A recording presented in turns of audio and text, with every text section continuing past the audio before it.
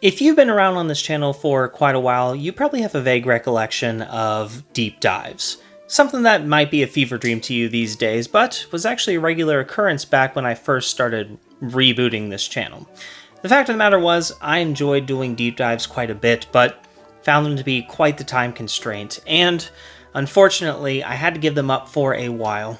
I've always had it on the back of my mind, though, that I want to do deep dives again, so for today's video, I'm going to be giving you a full compilation of every deep dive I've done thus far to kind of get you accustomed, the newer viewers, to the style of that video. And hopefully you get some good laughs out of it. The fact is, those videos were some of the best work that I think that I have ever done. And I covered pretty much everything. Whether it was a franchise that was meant to be funny, or something that was supposed to be serious, or just something that was a little bit dated, I managed to crack a whole bunch of jokes on all of them. Some of my best work for sure. So, without further ado, I hope you guys enjoy this compilation. Oh, and don't forget to like and subscribe. Also, leave a comment too if this is something you'd be interested in seeing more of in the future, because I would love to do more.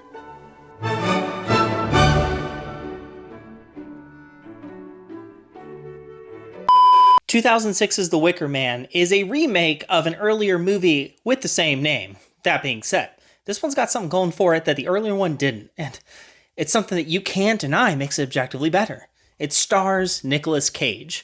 And when you're thinking a Nicolas Cage movie, you're thinking something right up this alley. It is not to be missed, for it has the two key qualities of a classic Nick Cage action film. Number one, all the dialogue is either whispered or screamed. And of course, number two, everything in the movie is on fire.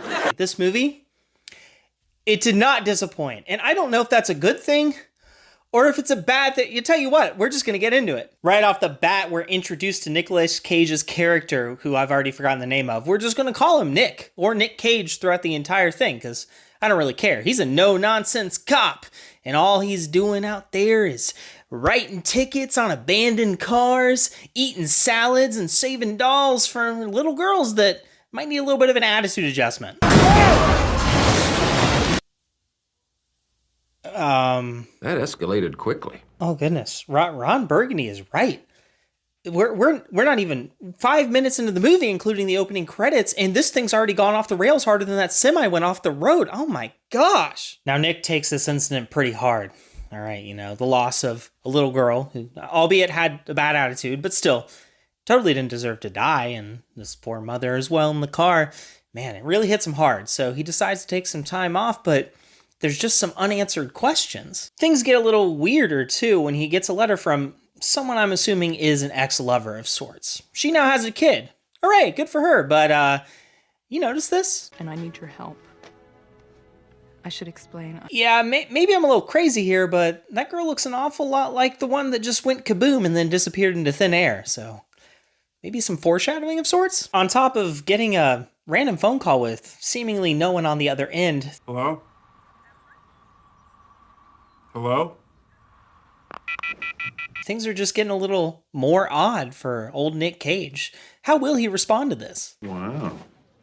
The plot thickens. There's always a suspiciously thick plot in a Nick Cage movie. Come on, Copper, you should know that. You know, Nick Cage had the opportunity here to go ahead and make it apparent that there is something weird going on. That there's a kid who exploded in a car that looks identical to the kid in the photograph, but he doesn't do it. He's just sitting there staring at it right there in the office and doesn't make mention of it anywhere at all. He just immediately hops onto a boat and starts making his way over there to Summer's Isle, the cultiest sounding place in the entire planet. Are you kidding me? Summer's Isle. Are you kidding me? Yeah, dude, I just bought this great timeshare. Yeah, it's on this quaint little island called Summer's Isle. No. You just got inducted into a cult at Summer's Isle. Places aren't named Summer's Isle and just like are some nice little happy suburb area, some little tropical island where rich people go to vacation. It's a cult. I'm calling it now. But I can't expect this guy to be thinking straight. Bro is hallucinating. He's taking meds too, and I'm gonna blow the lid off these theories right here. They never actually explore what the meds are, so you're just gonna have to deal with that. But I really do genuinely wonder what the heck it was and if they were planning on exploring it, because this dude has some wildly vivid hallucinations constantly. He has a conversation with the delivery man to the island, and after that classic Nick Cage charm just fails the charisma check, he bribes his way onto it. Ahoy there. What was that? I don't know what you're supposed to say. After landing and making a little hike through the woods to make it appear as though the delivery man wasn't the one that brought him there, he gets stopped in his tracks by some women that immediately catch on to the fact that the delivery man obviously brought him there. Clearly. His suit's dry, he didn't swim there. How else did he get there aside from the lone plane that's currently at the dock? Come on, use a little common sense there. Speaking of common sense, after the conversation that he has with these women, I'm not gonna lie, if it were me, I would have just turned around. I wouldn't have gone further into an island that was so obviously filled with smiley little cultists. I think this guy's a lost cause. He's obviously made up his mind. Why don't we just cut our losses and get out of here? But again, this guy's crazy, okay? Possibly even crazier than the cultists, so who am I to really judge? Nick Cage makes it up the hill a little bit further into the island and proceeds to enter into the inn, where he meets the innkeeper, this gruff woman that ain't there for no one's business, okay? She didn't want to deal with it. But it doesn't matter because Willow finally shows up as well. Instead of immediately following her upstairs, he asks for a drink, to which the innkeeper provides some nice, delicious meat. And I gotta tell you, maybe I was wrong about these cultists, okay? If they're about the mead, they're clearly, they at least know how to party. And if they know how to party, I can at least respect that. But then he kills a bee. He's allergic to bees. He lets the innkeeper know. They make mead on the island. Is this foreshadowing? Do they worship bees on this freaking island? Willow and Nick meet up the next day alone for a private conversation. He promises to get her daughter back, and he asks for some answers. He gets no answers at all. Back at the inn, he listens in on a little conversation between the innkeeper and a couple of twins, I think. I think they're twins. They speak in unison sometimes, which is creepy. The fact that they're twins makes it even more creepy.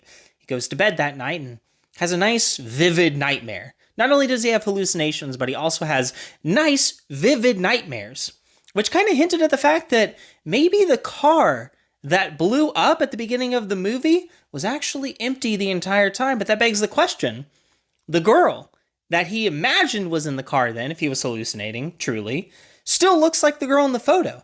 Did he already have that photo? Was he just sitting on that for a while? Because this seemed urgent out of nowhere. Did he get it afterwards? And if so, what is this? Is this something supernatural going on? Something feeding his brain hole with the images of the girl? What? There's no time to think about that, though, because he spots the girl right outside the inn. He heads out there immediately and follows her right into a barn that he obviously saw her go into. She obviously went up to the second floor, but he goes up to the second floor and he finds nothing but a red cloak and some food. And then he narrowly avoids death as the floor gives out beneath him. And as he's hanging on for dear life, there's some shadowy figure running around on the ground floor. Is it the girl? I don't know. But you hear constant whispers going on. Seems a little weird to me. I would be leaving now. The next day, this no-nonsense cop wakes up bright and early for some more investigations. He gets into some weird conversations, including one with this blonde woman that really wants off the island, and she's being super weird about it. He kind of brushes it off and heads up to the schoolhouse where he gets into a big old interrogation with the teacher and the class. The teacher and the kids are all playing dumb, acting like this Rowan kid never existed to begin with. But Willow ain't no liar. He's not having this. He's here for answers. You little liars. Rowan Woodward is your classmate, isn't she? Isn't she? He heads to the church where Sister Rose, the teacher, told him Rowan's body was actually buried the entire time. Along the way, he gets a few more directions from someone that looks identical to Sister Rose, but apparently is not Sister Rose. Another set of twins, perhaps? They don't really mention it, but it's a little weird. There's an awful lot of twins on this island. I'm kind of wondering if there's something to that. Upon getting there, he enters into another conversation with his ex, who was mysteriously just kind of lurking around the area. He had been looking for her all day, and for some odd reason, she just happened to be at the church that Sister Rose led him to. It's a little weird, but a suspicion of mine gets confirmed here. I do not know that our daughter is going to be okay. You're telling me I'm Rowan's father? I knew it! Rowan's father is Nick Cage, and with him being from somewhere other than the island, that spells trouble for a kid stuck in a cult. He finds some creepy drawings underneath Rowan's desk and hears the plane coming in, so he rushes out to the dock and ends up nodding off into some freaky nightmares again. This dude. Seriously. The delivery man never returns, which is quite suspicious. But what makes matters worse is that the radio to the plane seems dead. Get that plane and get off the island, man. You need to get some help, bro. Instead of leaving the island, he decides to snoop around the local doctor's house. You see, Willow had told him that that's the only place on the island where photographs get taken, apparently. So he decides to go look for some answers over there, and he finds some weird stuff, some interesting things, some super weird things, and it leads to an argument with Willow where he confronts her about something, which in turn leads to an incredibly awkward kissing scene. And I gotta tell you, I want no more of that. None of that. Dude was acting like he had never been kissed before in his entire life. So then he goes on a nice leisurely little bike ride and he comes across a couple of guys. He tries to have a conversation with one of them after helping them load up some logs and then saving their life, and he can't get a single word out of them. Instead of really worrying about anything like that, he continues on and finds himself just a wee bit distracted. And so, of course, what follows is the scene I'm going to show you. And I want you to think in your heart of hearts, if you would have handled this situation exactly the same, because he hits a beehive and then things get really wonky.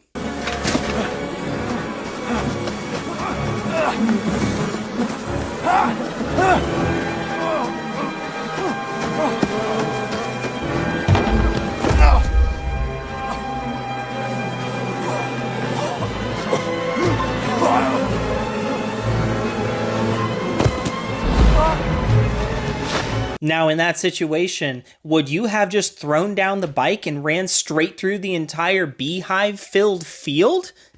If your answer to that is no, then you just don't have that Nick Cage mindset. Honestly, I feel sorry for you. He wakes up with the doctor over him after having just taken care of him, and guess what? He's in Sister Summersile's own house, which is exactly where he wanted to be. See, Nick Cage gets results, and he gets permission to exhume his daughter's body. To which he does, and this is where things get pretty freaking wacko mode, because honestly, remember earlier, I was wondering if he had gotten that letter before the incident took place at the beginning of the movie, but this kind of throws any of that out the window because he unburies the body to find that there was no body in there at all. It's just the doll that he had saved from the middle of the road, except this thing was burned. But how he imagined the doll? He imagined the doll at the beginning of the movie, so something supernatural very clearly is going on, but then he hears crying, so then he goes down to a crypt beneath the ruins of the church from earlier in the movie, and someone traps him in there. Don't ask me why. They don't kill him or anything like that, but someone straight up traps him there. The next morning, Willow finds him holding on for dear life so that he doesn't drown. He had been there for hours and she gets him out of there, and he's finally acknowledging the fact that something's weird here, that people just don't want him on the island or something like that. He's finally acknowledging it. How'd it get burned? How'd it get burned? How'd it get burned? How'd it get burned? Gee, dude, you think? You should really get off the island and get some freaking help. But of course, he doesn't do that. He immediately guns it directly to Summersile's house again, only to find some progressively freakier and freakier things going on there, which makes him increasingly unhinged. He just starts to have a little mental break, and he just tears through the island, literally tearing the island apart, trying to find this kid, and he ends up on the shore where something very suspicious, another Mondo big red flag, it just shows up right in front of his face. The plane from earlier is now completely submerged underwater, and he finds the body of the delivery man with the eyes and the mouth sewed up just on the shore. And does he leave? No. No, of course he doesn't leave to go and get help. He said that he could practically swim it earlier. He could have done it. He could have left. He doesn't. He goes back into the island again. Do you know why he does this? It's not because he loves it. It's because he's Nick Cage, and the time for nice cop is over!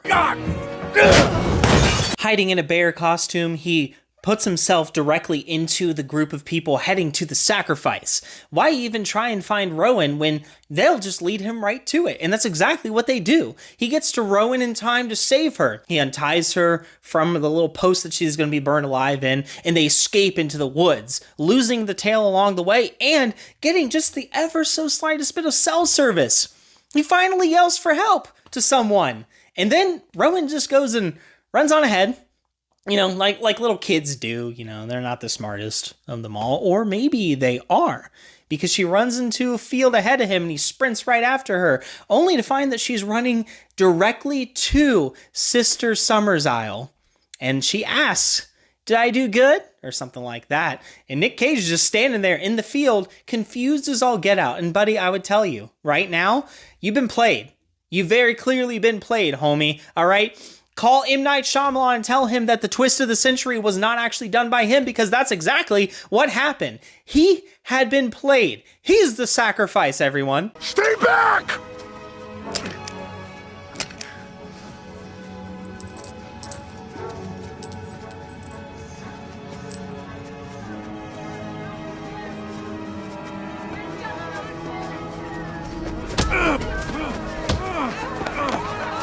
Dang, Willow.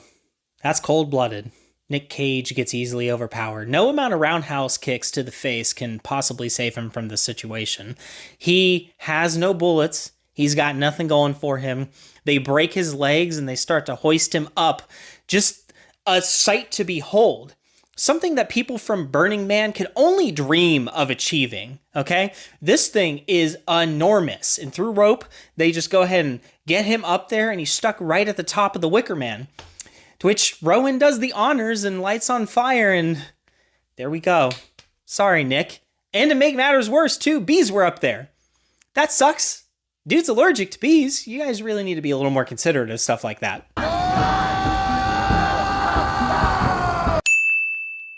But the movie's not quite over yet, okay? It's 6 months later, and we're back in the city. Over at a bar, we see a young James Franco and some other guy just at the bar trolling around for some booty.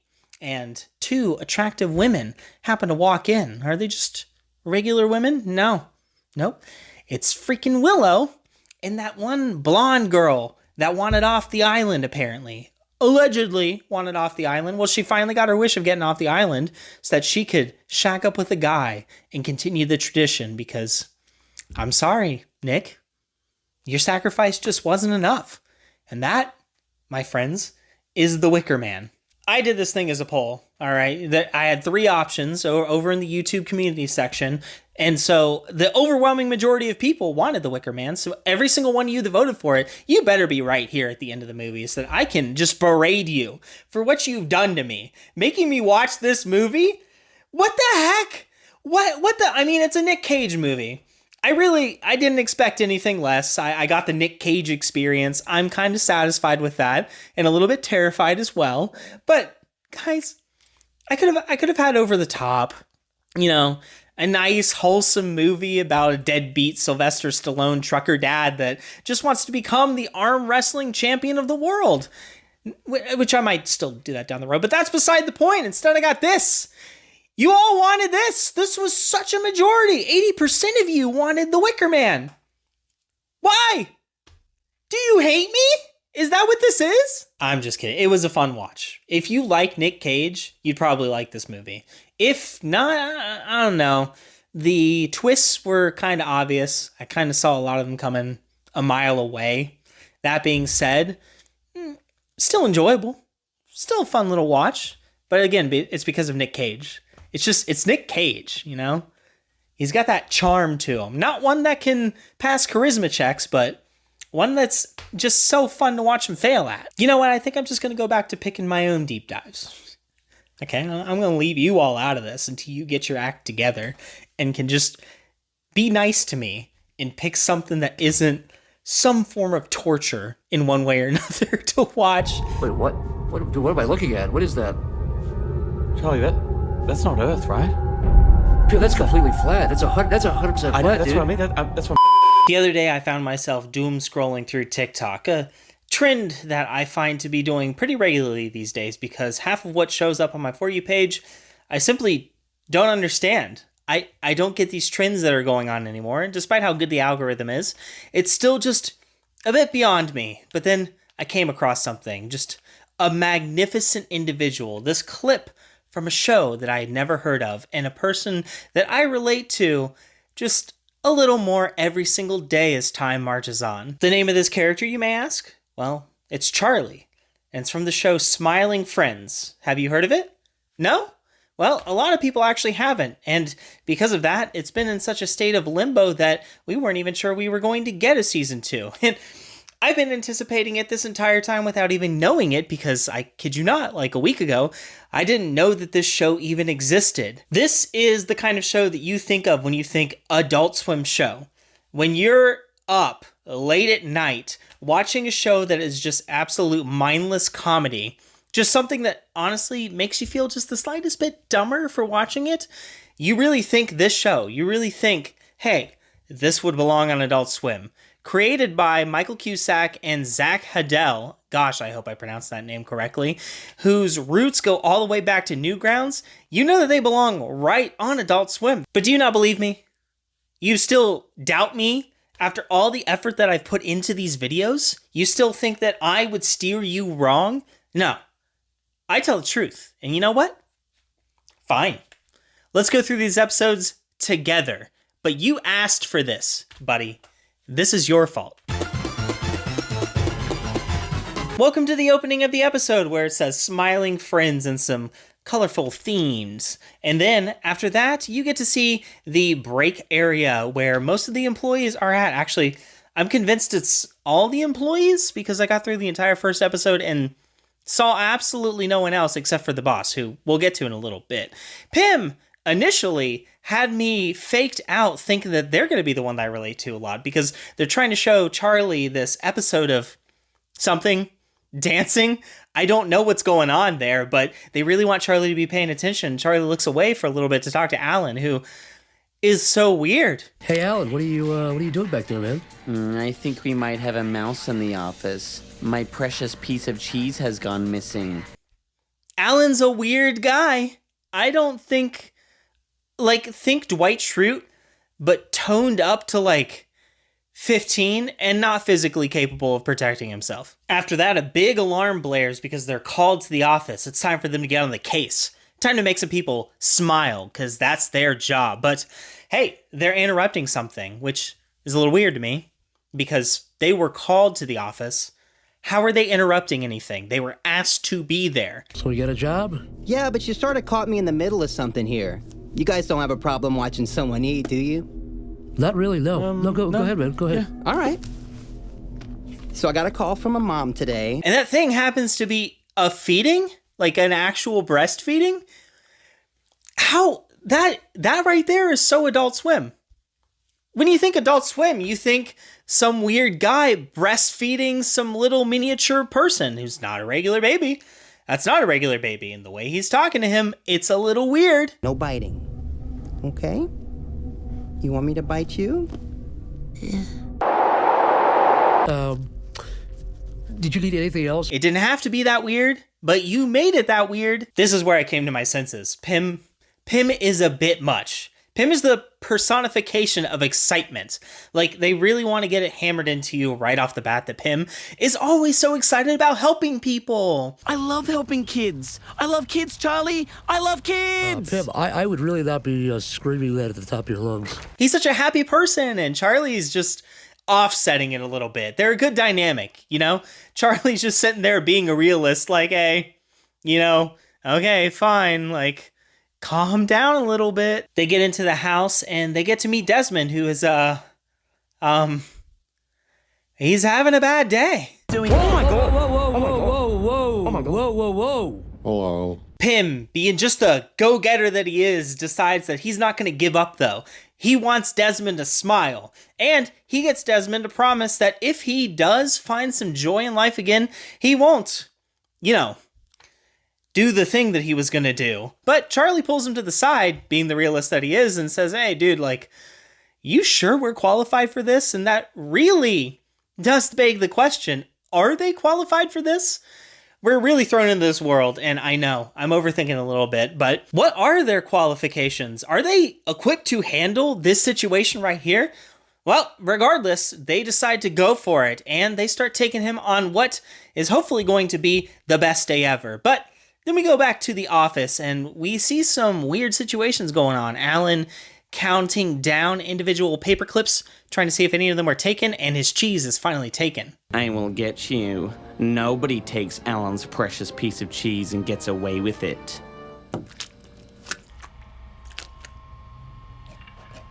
I just gotta say it. Alan's weird. Flim, or whatever that thing's name is also weird. And the person in the walls?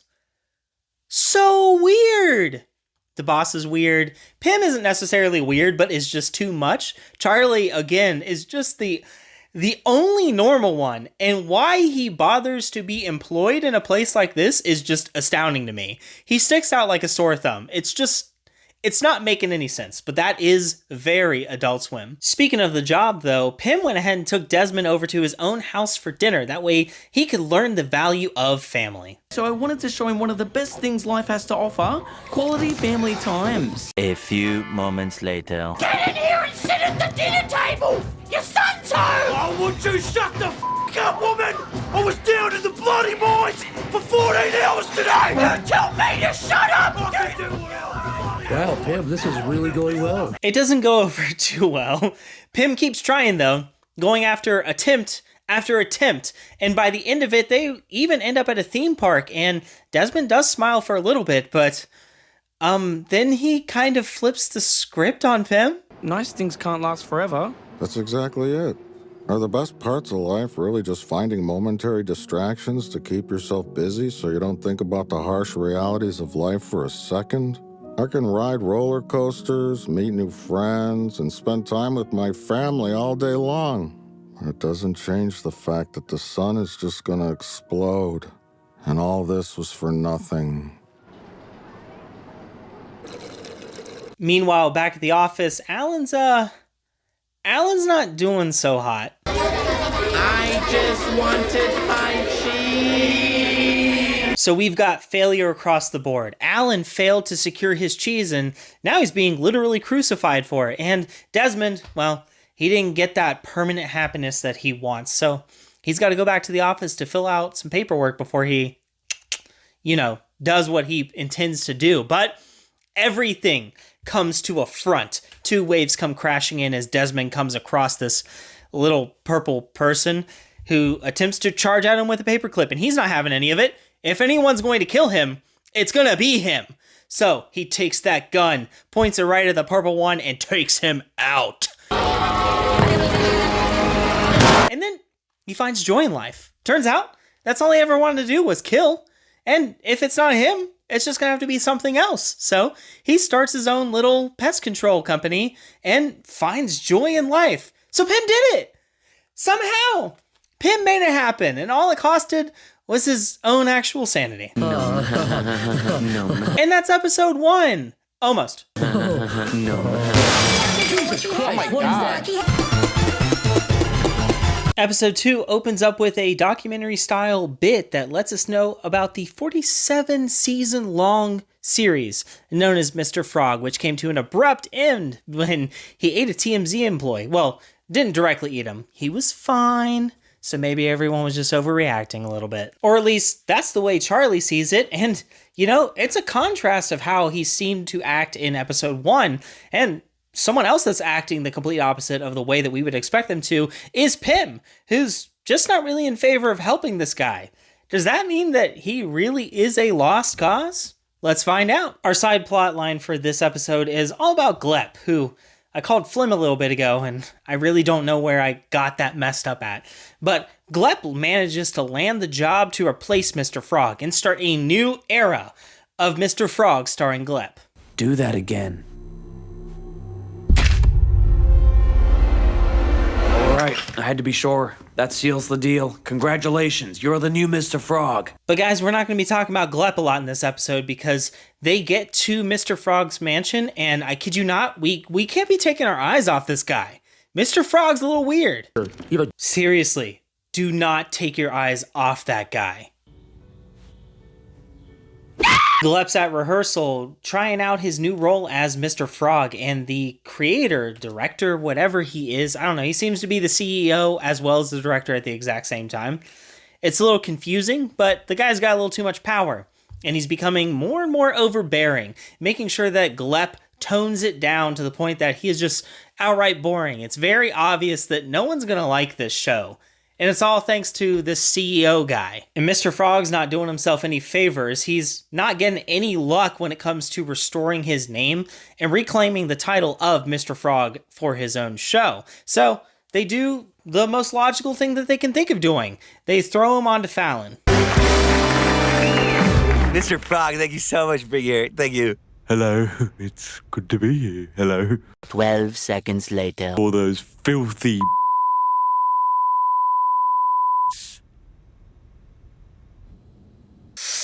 Ooh, yeah, that was a no-no. So his career is just kind of over now.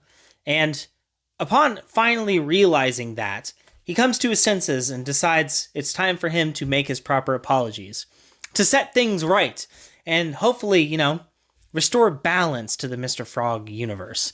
And so he makes his way to the studio where a disastrous filming is taking place.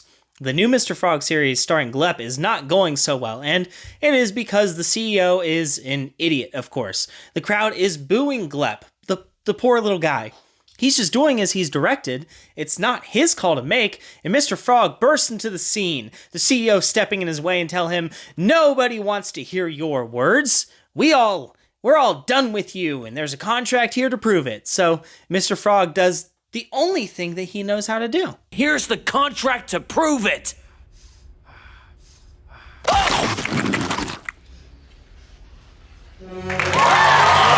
And the crowd cheers. His career's saved, and there is absolutely no repercussions for killing someone, because he absolutely killed someone.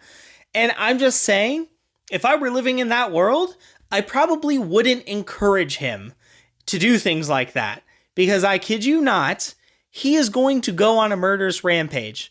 It's going to happen. I'm sorry. This unhinged lunatic needs to be behind bars, not having 47 more seasons of his own TV show.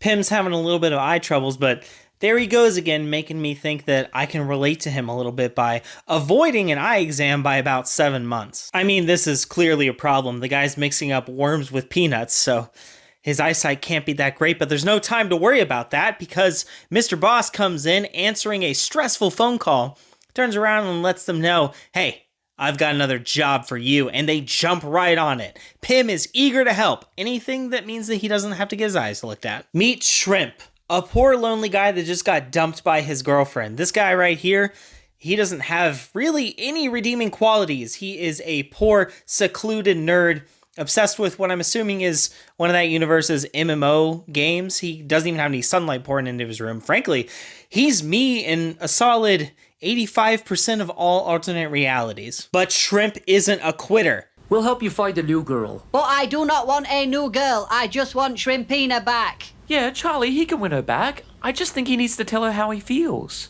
Pim, sometimes it just doesn't work out, okay? She obviously dumped him for a reason. I tell you what, he's determined to get his Shrimpina back, and Pim, believing in nothing but destiny itself, is fully determined to make it happen. Charlie, he's a bit more of a realist. He's like, hold on, like, is this really the route to go? And Pim's just like, heck yeah, I'm gonna do that. I'm gonna help him get his woman back. I'm gonna go right there to that cafe that you told me to go to, and I'm gonna track her down and tell her that there's like a secret admirer that wants to do a little date thing. And Charlie, on the other hand, is like, well, I'm just gonna have him work on his self-image because maybe just improving himself is the right route to go. I don't know. Charlie, dude, I get it. Number 15. Could I get the number 15? A Burger King foot lettuce meme? Wow. And wow to Shrimpina. Oh my gosh. Obviously, this isn't what Pym expected, and immediately it becomes pretty clear. He's a little smitten, especially when she starts spewing on and on about destiny as well. He brings up the blind date, but he's starting to have a few little second thoughts himself. He finds himself drawing little sketches of her in his notepad and having some full-on fantasies that involved, I think, no less than 30 grandchildren? Pym, my guy, you need to calm down, okay? Charlie starts taking Shrimp all around town, doing everything he can to improve his image. He takes him clothes shopping. You look like you're about to tell your friend not to come to school tomorrow, man. He takes him to the tan salon. Wow, look at that. You've got that iconic shrimp glow that everyone's talking about. Finally, he takes him to the gym. Nothing seems to be working though, and when Pym and Charlie talk to each other and Pym lets him know that unfortunately Shrimpina isn't interested because he's lying, she's obviously interested in his secret admirer, it's all over. Poor Shrimp is devastated, so Charlie takes him out for a drink to a bar. And it happens to be the same location where the blind date is supposed to be set up at. What is gonna happen here? I mean, we've got Pym staring down poor Shrimp and Charlie at the bar, gargling down drinks, and you can clearly tell Shrimp's having a really tough time, and we come to find out that Pym, he's a good guy, okay? When push comes to shove, he decides to do the right thing. Shrimp was your secret admirer the whole time. This date was actually his idea. He really cares about you, and he'd love to give the relationship another chance. What? Shrimp. Who is that? Your ex-boyfriend, Shrimp. Wait, you're Shrimpina, right? My name is Jennifer. I have never met this woman in my entire life. Guess what, idiot? That's not Shrimpina. Why would a regular human being be named Shrimpina, you freaking fool? And Shrimp even admits that he's never before in his life seen this woman. And then he asks her if she's into the video game that he's talking about, and it's love at first sight. Pym loses his chance for being the right guy. So that's your lesson, everybody. Don't be the good guy, okay? That's what they're saying. Just go ahead, be selfish, and no one will actually get hurt because it's all a misunderstanding. Wait, are you serious? You're telling me you're a 4'6" shrimp with a receding hairline who loves Mouse Quest? You're literally everything I've ever dreamed about. Pym, her name was Shrimpina. She'd be a shrimp. I did think that for a moment. I just thought it was like a quirky, like you didn't expect she was going to be a human thing. Pym, this is so much worse than the worm stuff earlier. You really need to get your eyes checked. No, I know. But that's the first 3 episodes of this series. Now, I don't know if there's any long weaving, continuing storylines, so I think in terms of a deep dive, I've gone deep enough. So the other 5 episodes of season 1 are up to you for a total of 8 episodes. And season 2 comes out this year, the year of 2024, because it's already freaking 2024. Happy 2024, everyone. I don't know why time keeps marching on so quickly, but it is. It's already been like 2 years since season 1 came out, and I just now watched it as I was recording this. So I have 5 more episodes to look forward to as well. So you guys go check that out. Let me know if you've seen this. If you've seen this, tell me what you think. If you haven't seen it, go see it and then come back and tell me what you think. I want to know what you guys think. I know that this is different from the other 2 deep dives that I've done because I didn't explore every nook and cranny of it, but I think it's good enough. I just wanted to bring a little bit of attention to this because I genuinely think that it is a very funny show. It's everything that I wish Adult Swim always was. I mean, I grew up with a lot of atrocious things playing on there. You ever see Shin-Chan? I will not be seeing Shin-Chan again. I saw way too much child bare bottom in Shin-Chan for me to ever want to see Shin-Chan again in my freaking life. Let me know in the comments below as well what you'd like me to deep dive next. And who knows, maybe I'll even do Small Soldiers over there. Where'd Chip Hazard go?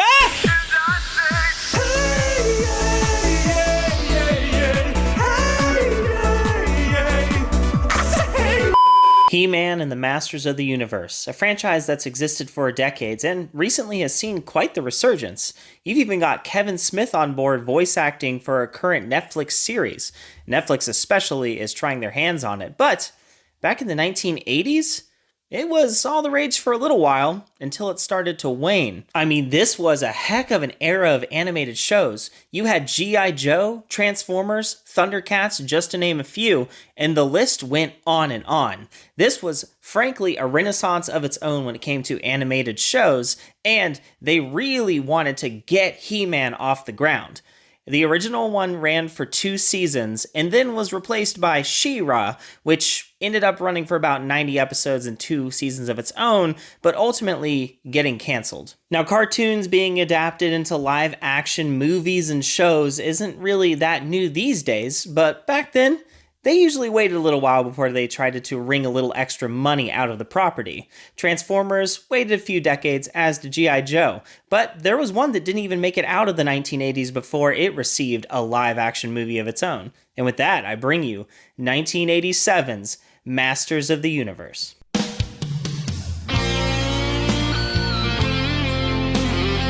That glorious MGM lion. Now, when you see that popping up right at the beginning, you never know what you're going to get. Because back in this era, they were really an ambitious company. I mean, in 1994, we were graced with Kurt Russell's Stargate movie, also starring James Spader. So, who knows? This could be good. This could also be awful.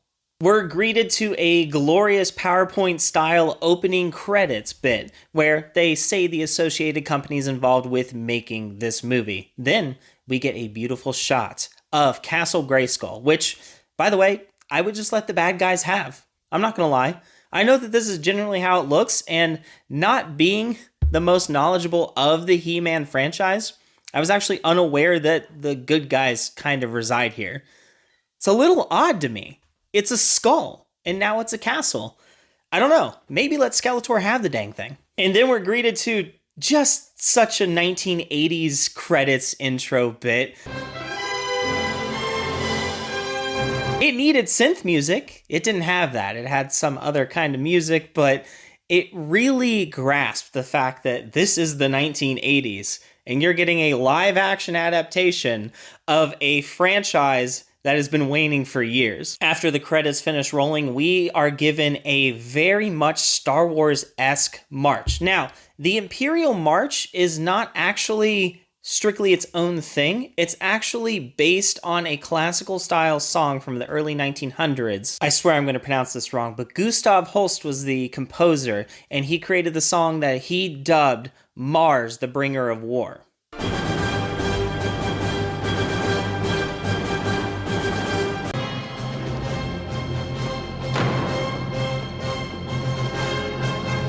In marches Skeletor as the music is blaring. He's hitting his staff as he's walking. I don't know if it's because he's old and just can't walk too well, or if he thinks that it's really imposing. But either way, I actually thought that this scene was pretty dang cool.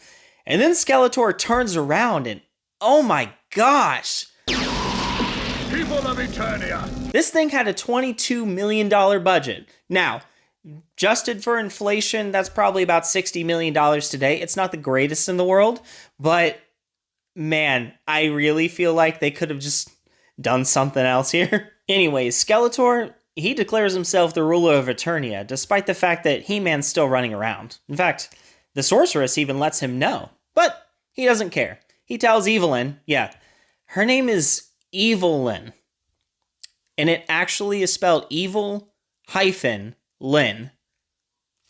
It's brilliant, honestly. Some of the names in this are absolutely brilliant. But in any case, he lets everyone in the world know that he is now the ruler of Eternia. And one person that witnesses this hologram is He-Man himself, who promptly goes around a corner and enters into the first major fighting sequence of the movie. And this thing is glorious.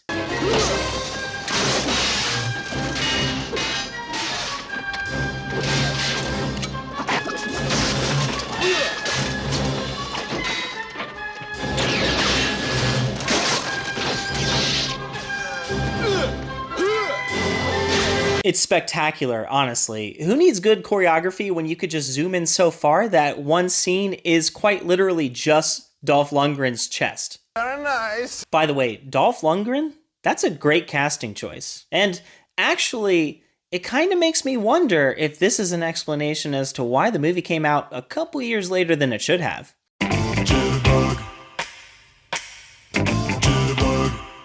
So He-Man has been super popular, right? Well, we should make a live-action movie. A live-action movie of a cartoon? That would never work. Hear me out. We get Dolph Lundgren to play He-Man. Dolph Lundgren? He glistens when he's shirtless, but I'm pretty sure he's working on that Rocky movie. Fine, we'll table it for now. Let's just make a spin-off cartoon. Alright, She-Ra didn't work. Is Dolph available now? I think so. And I can't find a reason why we shouldn't put $22 million on a line for a live-action adaptation of a show that's been failing in popularity for years. Let's do this! It's in this scene that we're also introduced to Teela, Man-at-Arms, and the scientist Gwildor. We also get a tiny bit of exposition, including this line. They were everywhere. Chaos. Someone betrayed us. Foreshadowing, mayhaps? I guess we're gonna have to find out. Anyway, they go to a secret hideout, which isn't really secret at all because they're immediately followed by the bad guys.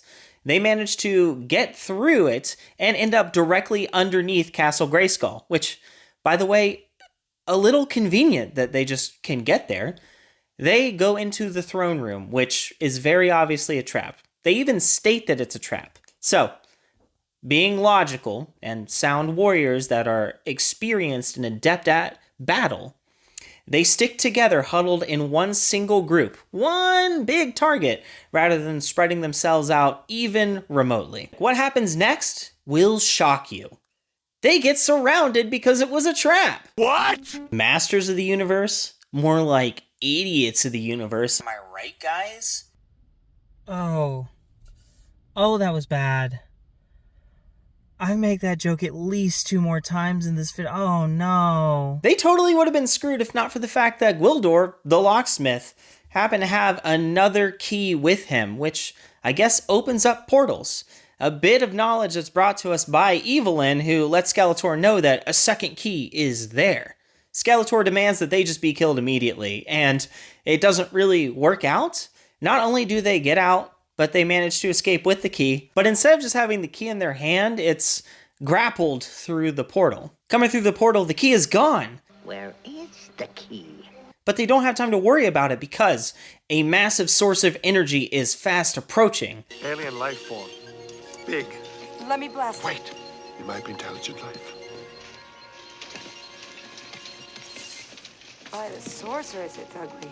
Around the corner rounds a cow. What a hideous cry. And they make a little bit of jokes here and there. You come to find out that He-Man and the Masters of the Universe are just a bunch of jokesters, man. They're the funniest dudes. Masters of the Universe, more like jokesters of the universe, am I right? Gwildor even thinks that he can communicate with the cow. Maybe I can communicate with the poor creature. Gwildor. Moo. Gwildor. Moo. Moo. Moo. Gwildor. I'm going. Moo. What did you just say to me, you little prick? Oh, Man-at-Arms also makes a snide remark talking about how it would be absolutely foolish to try and charge at the throne room because it would be an obvious trap. Sure, we'll drop right into the throne room. Fight off 2,000 or 3,000 of Skeletor's crack troops, break into the force field, and free the sorceress. Right. Irony, guys. They get back to needing to find the key and decide to fan out a little bit. Then we're introduced to a diner. We're on Earth? Very last time. Wait. Don't worry, Julie. Wait a second. They got fast food in Jersey. I see your problem, why you need to shake that salt shaker excessively there. There's no salt in the shaker. You need to refill the salt shaker. Do your job. Meet Julie, who, by the way, is played by Courtney Cox. Now, a lot of people might speculate that Friends was her big break, but I disagree.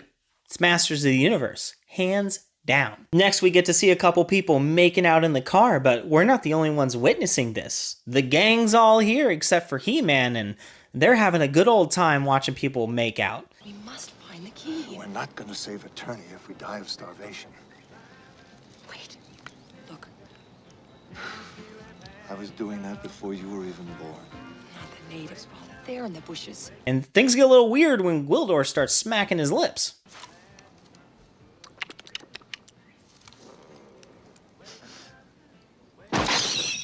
Oh, thank goodness. Dude just wanted some fried chicken there. I was getting a little worried, but it's nice to see the gang kicking back, relaxing, and enjoying some chicken in the bushes right by the car that they stole it from, rather than, you know, searching for the key to get back to Eternia and save the universe. Then we get a little bit of plot development with Julie. We come to find out her parents are dead, and that really sucks. They died in a plane crash, and according to her, the only reason they were on the plane was because she decided to delay them or something. I'm not sure. She blames herself for it, but she also kind of blames her boyfriend, which just kind of sucks. We get to see Kevin here holding her and, you know, telling her that it's not her fault. And I'm wondering what's going on in his head as she's telling him, yeah, no, the only reason why they were on that plane was because I wanted to spend more time with you. A little weird. We were all supposed to go to the beach that day. But I said I had to study because I wanted to spend the day with you. But that's not the main focus of this scene, because as they're leaving the cemetery, they find a small crater, and in it is Gwildor's key, which Kevin immediately says is some sort of Japanese synth device. No, this is one of those new Japanese synthesizers. It's not a Japanese synth device, Kevin. It's alien space tech. It's not going to be even remotely like that. Here, let me try it. We should not be encouraging Kevin. Kevin goes to a high school where he's setting up for tomorrow's gig and decides to mess around with his fancy new synth machine, pushing the red button, which gives away the location of the key to Skeletor. An elite squad of warriors is assembled by Evelyn to present to Skeletor in order to acquire the key. These are the masters of their own right and the ugliest things that you will ever see. Blade. Sarad. The Beast Man. And Karg. They make it very clear to you, these are the baddie bads, okay? Because their mothers hated them. There's no way that they had a face that their mother could even love. They were abandoned as children and raised by Skeletor, and now they have to be evil. That's what happened. That's my headcanon. This quartet of elite warriors go to Earth in order to track down the key. Kevin recently left with it, and it can't be regularly tracked. The red button has to be pushed again. I'm sure that'll be a plot development later, but for now, they're going to the high school where it was previously at, and Julie is still there. They confront Julie, demanding to know where the key is and attempting to capture her, and oh my gosh, she gets away. Oh my gosh, guys. They are so bad at this. I can't... Just watch.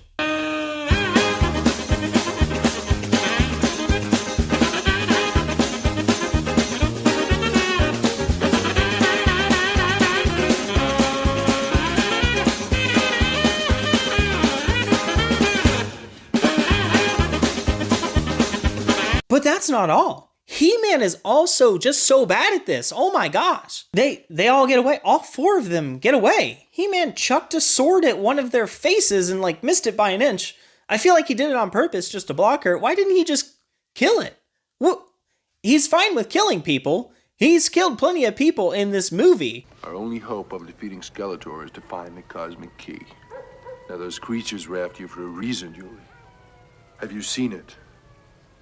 It's this large. It has lights on it. Wait a minute, I have seen that. I need the key. Have you seen it? It's this big and it makes noise. Oh, that key, since you put it that way. Man, it looks like He-Man and the gang are going to need a ride. Luckily for them, Gwildor shows up. He stopped eating fried chicken just long enough to completely retrofit an American car with alien tech, including changing the entire fuel system of it. He did all of this in 4 hours. He's brilliant. Skeletor's squad gave up after one attempt, and they go back to him knowing full well that he'll probably just kill them all. Now, he does decide to make an example out of one of them, and I figured from the start maybe he was going eeny, meeny, miny, mo, but then I think he decided, you know what, I think the lizard one over there isn't quite as ugly as me, so I'm going to do away with him. But then he pushes Evelyn in order to take that lizard person's place and says, go get the key for real this time, guys? Can you just... come on? Kevin, having caught wind of what was going on at the high school and decided to leave his friend Charlie's music shop in order to investigate it, runs into Detective Lubbock, who's investigating the situation. The only stuff we found in there was right there. God, that's Julie's. Where'd you find this? Where do you think we found it? Listen, we got vandalism, arson, we got a lot of bad stuff going on around here, kid. What do you know about it? Look, This man's tough, a hardened veteran that was in the Korean War that is now a detective in this town and isn't putting up with anyone's sass. These witty little teenagers aren't going to pull a fast one on him. He drags Kevin over to his house and immediately starts smoking inside of it. It's the 80s, man. I guess the detectives can just smoke wherever the heck they want. This time, it's Detective Lubbock that pushes a button on the key. He's fascinated by this thing, and it gives away the location to Skeletor's forces. However, then Kevin pops in some more fried chicken right into the microwave, and you come to find out, it's a jamming signal. Does this play a part later in the movie? No, absolutely not, but it does give us this fun little scene where Evelyn tells one of the unnamed people to stop the signal from happening. Locate the source of the jamming and destroy it. It's difficult, like nothing I've seen before. Destroy it now. And he just pushes one button on it, and then suddenly the microwave explodes. That's some pretty advanced technology. I'm not sure how they didn't weaponize it further. But enough of that. The detective is done with Kevin's crap. He decides to take his fancy little synthesizer and head out of there. Completely just stealing from Kevin, smoking in his house? Man, this is not his day. And it's about to get even worse because Evelyn comes bursting in with the forces and proceeds to just kind of torture him.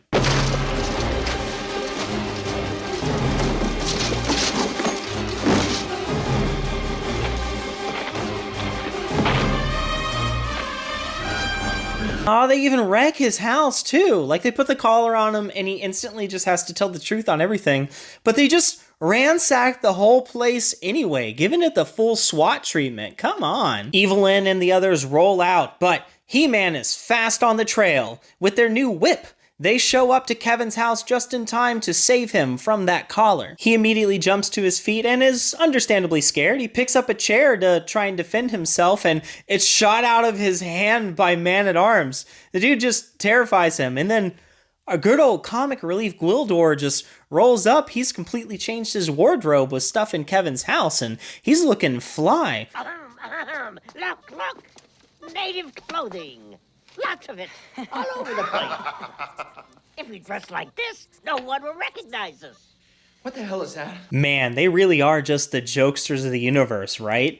Anyway, they catch a nice break because Detective Lubbock just wants to go to the exact same place that Kevin did to try and figure out what the synthesizer is. They find him conveniently at the music shop. They confront Detective Lubbock and secure the key from him, and begin the arduous task of finding their way back to Eternia. However, they see a trap coming from a mile away, and doing what they do best, decide to not really prepare for it whatsoever. They stay completely encompassed within the building instead of trying to gain any high ground or anything like that. They just man up positions right inside of the storefront, and thank goodness Skeletor's forces decided to be super fair about it and only attack from one single direction. Man-at-Arms and He-Man guard the front while Teela takes the rest of them to the back while they wait for the key to be activated.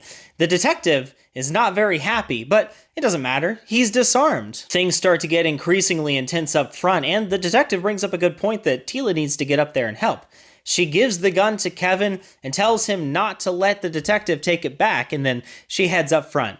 And about 10 seconds later, the gun struggle begins because the detective managed to close the gap with relative ease. But Julie's a little distracted. What is that?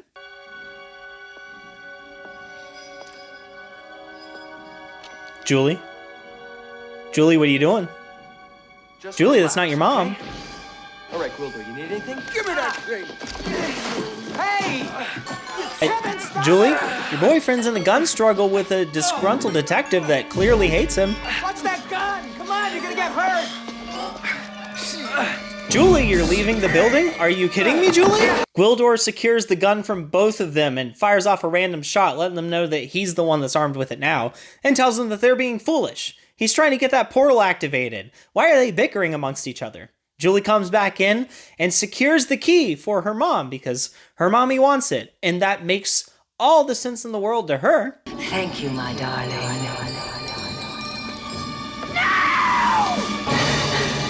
And of course it's not actually her mom. Would we have expected anything else? Of course it was Evelyn disguised as her mom, and now the key's gone, because Julie gave away the key to her mom that she knew full well died a year ago. I'm just gonna come out and say this, everyone. I don't like Julie. I don't like her. Also, Charlie will never financially recover from this. Oh my god. My store! Skeletor comes to Earth. Why though? I don't know. I don't know why Skeletor comes to Earth, but he does, and there's some Green Goblin looking dudes just rolling around trying to track down He-Man and the others. And they seem to be almost terrified by it, even though one of them gets immediately shot down and there's only one more flying around that's found them. They're frantically trying to get inside of a building and escape when, again, they immediately killed one of them and there's only one left to worry about. He-Man manages to kill the second one, and then he decides to take his 15 minutes of Green Goblin time and hop onto the hoverboard himself. He goes on a purge, just an absolute decimation of all these Green Goblin imposters while his friends fall for an actual trap that they didn't see coming for once. He-Man also manages to secure the key, but the bloodthirst is upon him. He can't stop. Instead of immediately heading back to his friends before they fall for the trap, he just keeps going. He-Man fails, however. One final Green Goblin imposter remains and successfully leads him directly into Skeletor's trap. Upon being defeated in a short battle, he agrees to go back with Skeletor to Eternia as his slave, with the agreement being that his friends managed to survive. They're left on Earth to their own devices. However, this entire time, the detective has been rolling around trying to find them, which, by the way, I'm not entirely sure how he hasn't managed to. They've been flying around this entire time, actually in the sky. Their presence is very well known, but what's even funnier about this is the cops don't believe him. They're all making fun of him and telling him, "No, you idiot, you just need to get some sleep or something. You're obviously hallucinating." And he could just show them the store where some of Skeletor's corpses are just at. This place, look at those guys. My store. The completely decimated store that he had just been at when he called for backup. He could just go there and do that, but for some reason he doesn't, and no one believes him. Speaking of people not seeing things, I have seen almost no one in this movie. Aside from, like, supporting characters and, Skeletor's forces and stuff like that, I've seen, no background characters at all. There's no one in this freaking town. As soon as things go down, there is no one anywhere. No evacuation or anything. There's just nobody anywhere at all. It's super weird. Our heroes are downtrodden. He-Man has been taken back by Skeletor to finally die. And they're trapped on Earth. There's nothing that they can do. They don't have a second key. And even if Gwildor could construct a second one, which he absolutely can, he doesn't know how to do it on Earth. Until about 5 minutes into them being sad, when Kevin manages to crack the code. The secret to the power was music all along. Wait a minute. I've got it. That's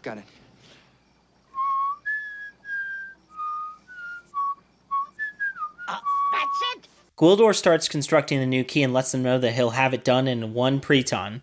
Now, what are we doing here? All right, so at the beginning of the movie, give them the benefit of the doubt. Because they're not on Earth, and you're thinking, okay, sure, where they're speaking English, but they're going to throw in these cute words here and there and all that jazz. But then, 10 minutes into the movie, they are on Earth. And so then you find out that they're all just speaking English, conveniently, which I'll give the benefit of the doubt for that every time. No problem.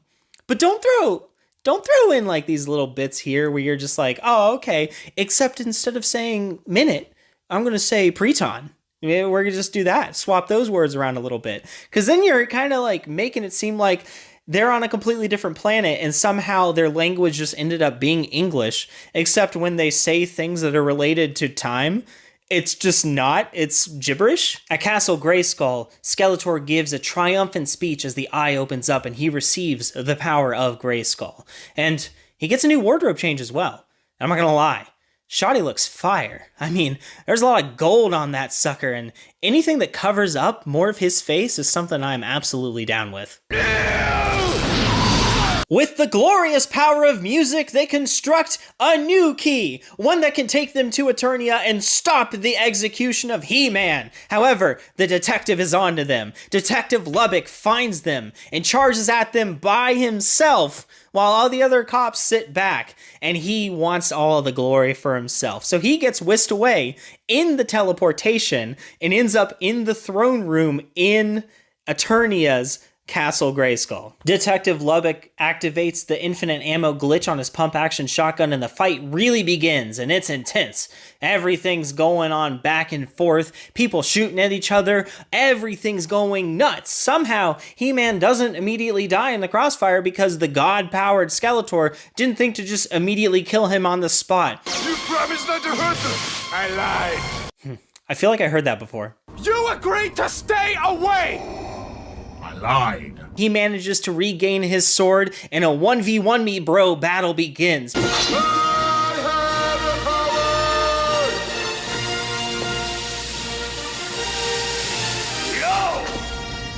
will no longer stand between me and my destiny. But I will. I told you it was always between us. Evelyn decided to retreat all of Skeletor's forces, and everybody that was on He-Man's side just kind of disappeared too. So then it was just the two of them. An epic struggle to the death, and He-Man comes out victorious, but decides he was gonna spare Skeletor.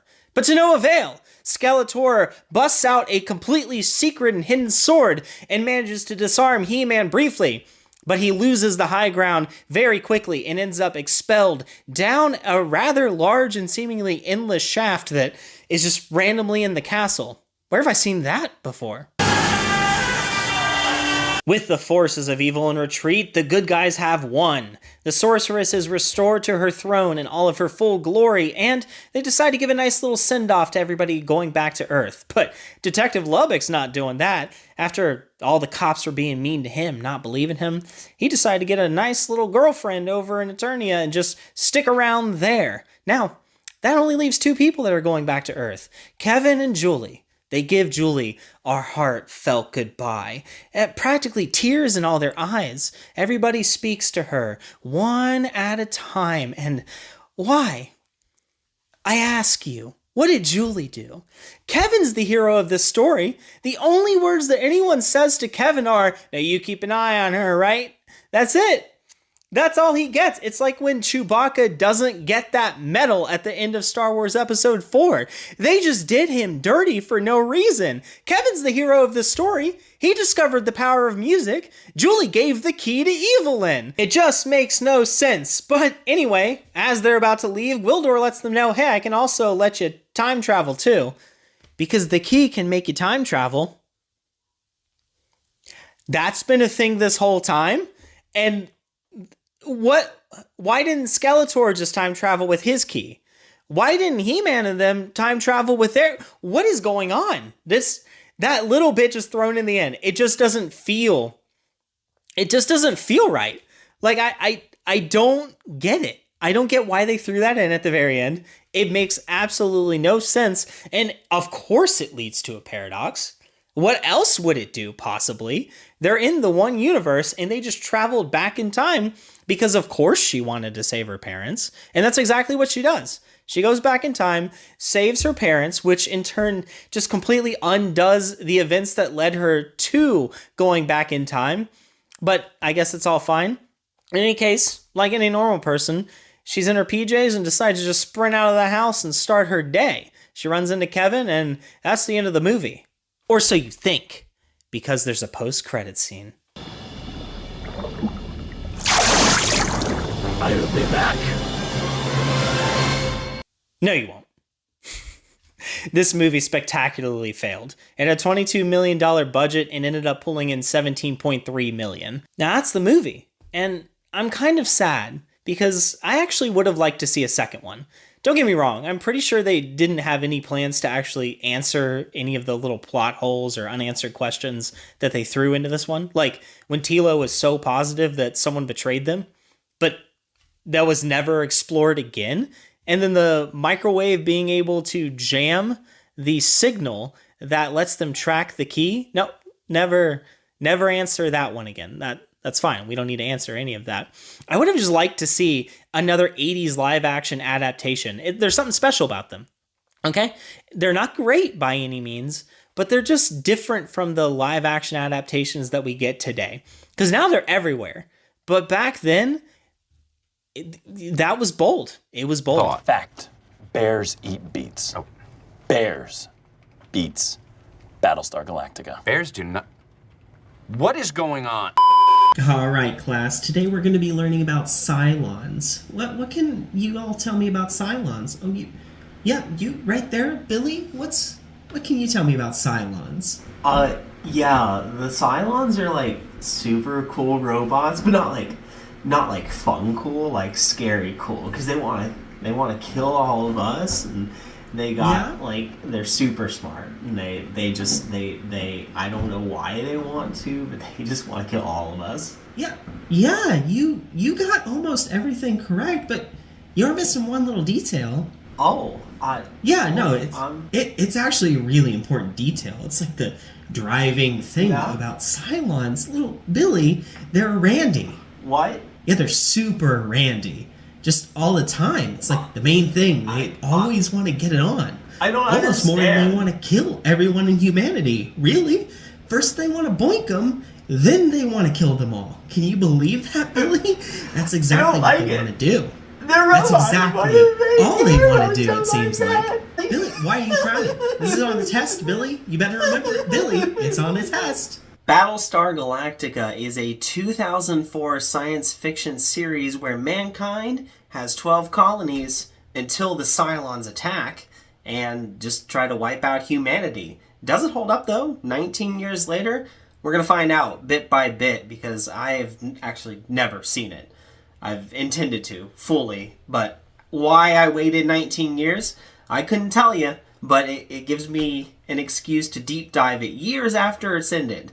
There's been spin-offs, a whole bunch of things. Some people's careers were entirely launched off this sucker. I saw Katie Sackhoff in her one uniform that she's in this show years ago in The Big Bang Theory, of all things. Twice, I'm pretty sure, because Howard was oddly obsessed with her. And so now I'm going to see if I have every reason to be obsessed with her too. I am going to be watching it bit by bit. I've actually just now gotten ready to start watching the first season, so let's go do that. Okay.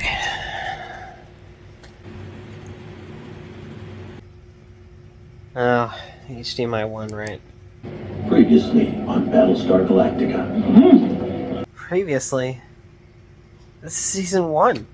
So I guess that there's actually a miniseries that came out as a precursor to this. It's considered kind of a season 0 of Battlestar Galactica, which is kind of ironic because there's already more Battlestar Galactica before it. I'm not going to go back to the 1970s one and watch it, so I can't tell you if this is a direct sequel or if it's a remake, what the situation is there. However, this season 0 is in fact a precursor to season 1, so I'm going to go watch that. Alright, I have now finished the miniseries, and I can say with absolute certainty that not everything needs to be a miniseries. Maybe that should have just been season 1, because things felt awfully rushed. Let me just explain what I mean by getting straight into the breakdown. It opens up with a bit of a text scroll, Star Wars inspired. Who knows? But they cover some context that leads up to the beginning of the series that basically says that there was a war that took place, and I caved. Went ahead and looked to see if there was a connection to the 1970-some series, and there was not. So that means that this text that starts out is really all the explanation that we get. And it depicts that there was a war between the humans and the Cylons, and in a draw, they agreed to peace, and then the Cylons literally just left. Some remote space station was built where they were supposed to meet once a year, but Cylons never showed up to that either. To me, that would be a pretty big red flag, but to humanity, apparently not. The series opens up with a Cylon actually showing up. Actually, 2 of them. Wait, no. It was 3, because as it so turns out, this lady in a red dress, who we're going to see pretty frequently, is a figurehead for the Cylons, and she's one of them. But kind of human? And this opening scene is just super weird. There's one human, he's just a military representative for humanity, and he's just there. 2 Cylons show up, and he's scared out of his mind, but then, ooh, foxy ladies show up, and suddenly he doesn't seem to be concerned anymore. Sure, he's a little scared, but he's a little hornier than anything.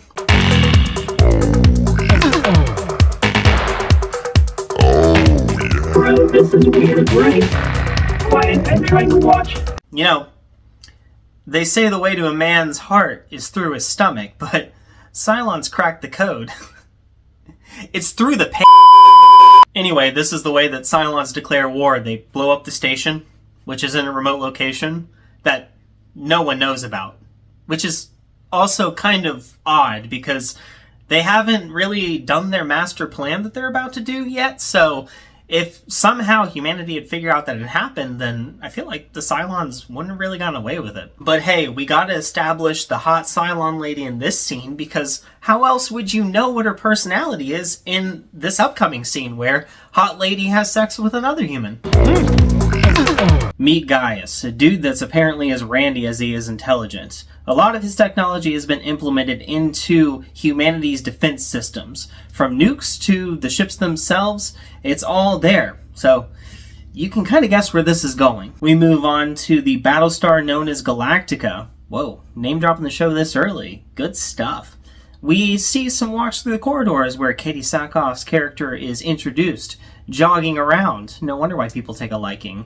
And we meet Commander Adama for the first time, who is going over a speech that he's about to give, talking about how the Cylon War is long over.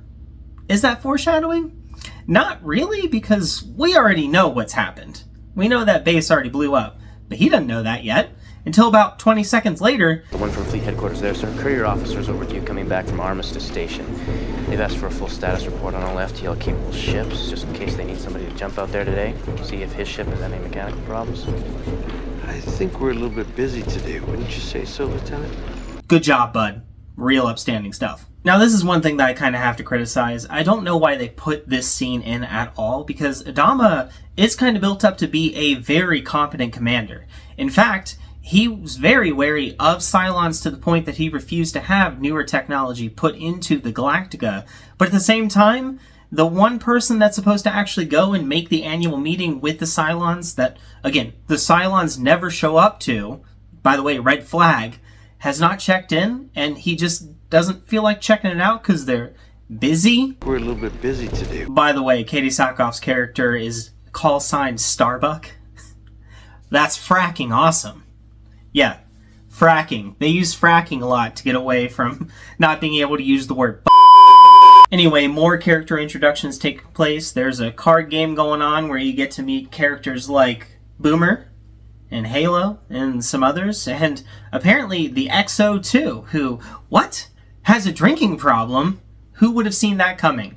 Now, I actually don't know what XO even stands for, but just from context, I realized that he's actually second in command, just second to Adama, so, you know, has a drinking problem. That's a bit of an issue. He's just doing it right there, in the middle of public, just adding alcohol to the flask, and then he immediately sits down, joins the game, and proceeds to trash talk Starbuck for having a drunken disorderly on her record.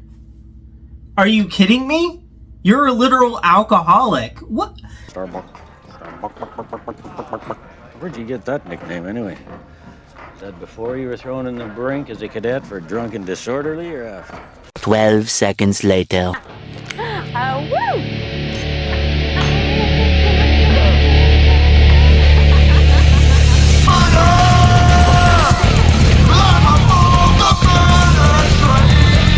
We're introduced to the character Laura Roslin, who's like 51st in line or something for the presidency and secretary of libraries or something.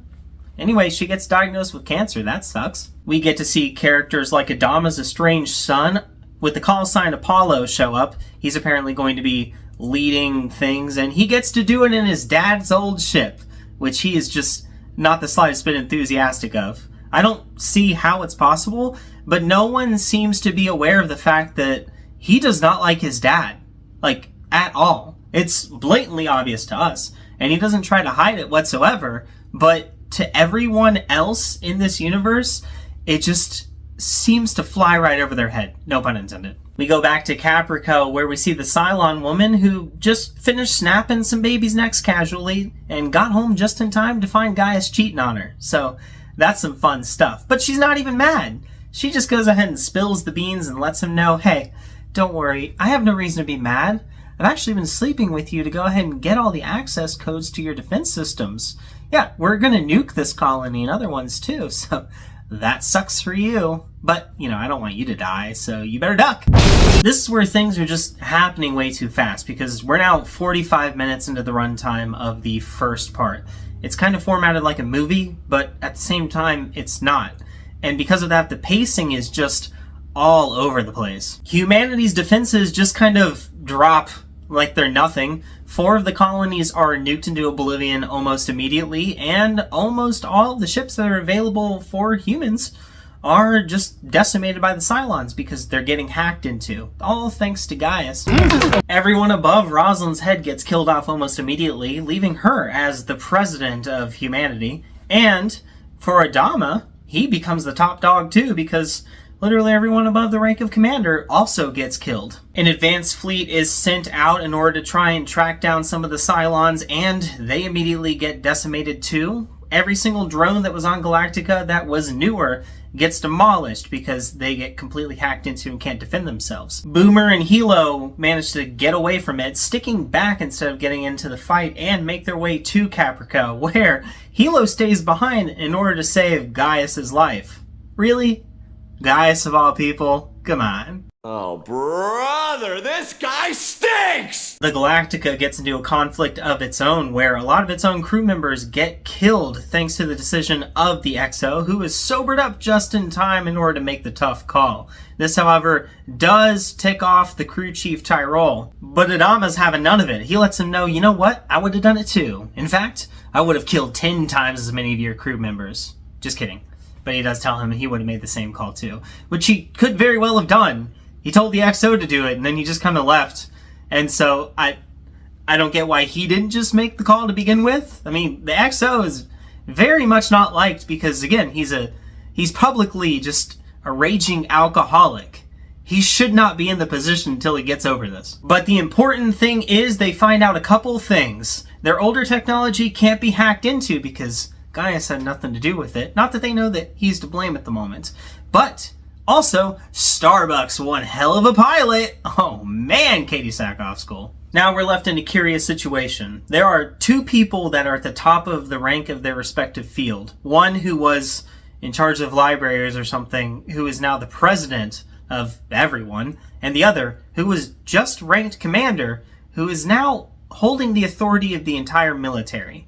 They obviously start to butt heads. Rosalind tries to make the call to call everyone over to try and help those in need, which, don't get me wrong, is an altruistic method. However, Commander Adama's having none of it because he knows that as they're scrambling, they're going to be picked off like flies, and they need a rendezvous at a point. The president, thinking that she knows more about military tactics than the literal war veteran, goes ahead and defies his commands and tries to send them to their certain deaths. Apollo, the estranged son of the commander, goes ahead and promptly defies that because he has the slightest bit of common sense. He fakes a nuclear detonation that causes an incoming nuke from the Cylons to prematurely detonate, saving all of their lives in the process. After that, Rosalind realizes that she really made a dumb choice, and they do promptly rendezvous, and Rosalind pretty much comes to her senses after that and decides that Commander Adama has some valuable insight and that she needs to listen to him a little bit more. So they start having more of a cooperative aspect to them rather than them trying to issue each other commands. This is probably the first good decision that humanity has made, by the way, and we are now finished with half of the miniseries. The second half goes along a lot quicker. They make it to the rendezvous point, a facility inside of something like a nebula that's apparently supposed to stop the Cylons from entering. They get there and they find a random person. Who is this person, you may ask? How did they get there? What point does this have to the plot? Well, how else are you going to find out that humans are Cylons? And by us, I mean Commander Adama, because right now they're blissfully unaware of the fact that humanoid Cylons exist. Except for Gaius, of course. But he's too busy getting it on with the hallucination of a Cylon in order to say anything. What I want most of all is for you to love me. Dear God. There's more. No.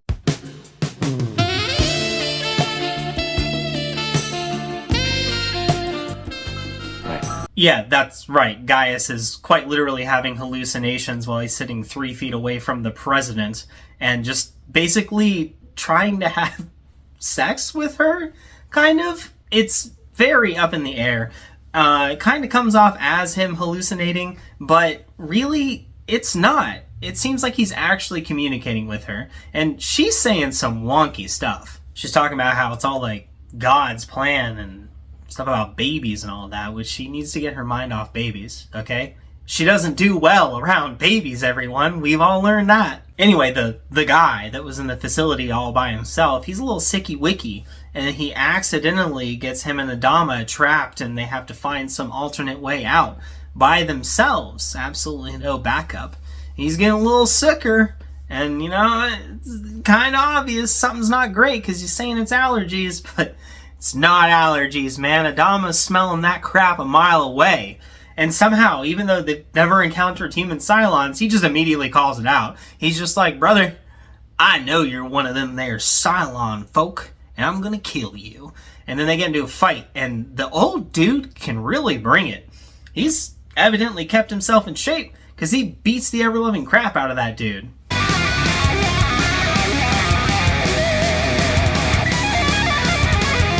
With this newfound knowledge, they managed to track down a Cylon who had infiltrated the ship, and surprise, surprise, it was the one annoying dude that kept butting his head into absolutely everything. Like, if I were a human Cylon going incognito trying to stay under the radar, I wouldn't be butting my head into literally everything like this snivelly dude was. He gets left behind on the facility, and the humans go to escape. They find out that the Cylons have actually been waiting outside for them the entire time. A cool little fracking battle happens, and they manage to use their FTL drives to get the heck out of there. So, with a little bit of time on their hands, the Cylons go into the facility and retrieve the dude that was left behind. Why he wasn't killed, I really couldn't tell you, but they didn't kill him, and they decide to formulate a plan saying, hey, we need to follow these guys and kill them, because humans, they're vindictive dudes, and I don't know what their problem is, but they're probably going to come back and try and kill us. Super weird. I mean, what do we ever do to them? Watch you just pull that shit on me? Fine. You win. That's fine. I just wanted to eradicate the entire human race. And you come to find out as the camera pans, that Boomer is actually a Cylon too. Seems like if you actually stay under the radar a little bit and don't be incredibly annoying, nobody suspects you. And that is the end of the miniseries. Wait, I also forgot. They're heading for the 13th colony, which apparently doesn't exist, but may exist. It's all legend.